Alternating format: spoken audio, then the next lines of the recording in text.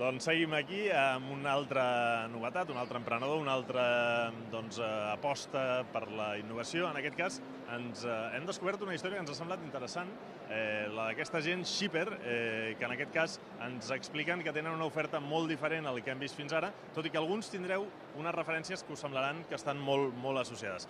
Cuéntanos, ¿qué es Shipper? Bueno, Shipper lo definimos siempre comercialmente, es muy fácil.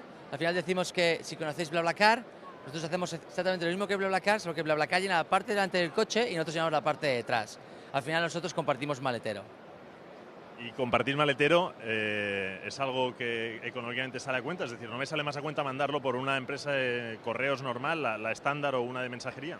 Aquí hay dos líneas, ¿no? Primero es que somos hasta un 60% más baratos que las compañías de transporte. Piensa que optimizamos viajes que ya están en curso.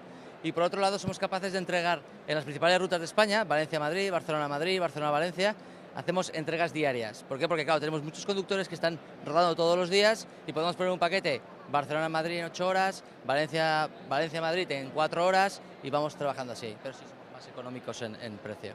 Y entonces eso significa que el conductor en cuestión coge ese paquete y lo deja ¿dónde y cómo funciona todo el proceso? Vale, al final es quien quiere enviar publica el envío y los conductores contactan con él. De esta manera nosotros decimos que es un servicio puerta a puerta, con lo cual tienes que coger el paquete en origen y dejarlo en destino. Es como funciona, ¿vale? De todas formas, si alguien dice, oye, ¿me lo puedes dejar en otro lado? Pues bueno, es cuestión de que hablen. Lo bueno de esto es que tienen sus WhatsApps, tienen sus teléfonos y contactan directamente. Muchas veces le llaman y dicen, oye, ¿dónde estás? Oye, voy a llegar en 1 hora a Barcelona. Vale, pues oye, estoy en Plaza Cataluña. Vamos a vernos ahí. Eso es mucho más flexible que con un particular, que con un profesional.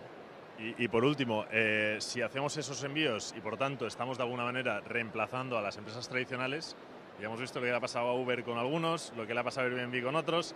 ¿Qué pasa con vosotros? ¿No tenéis problemas?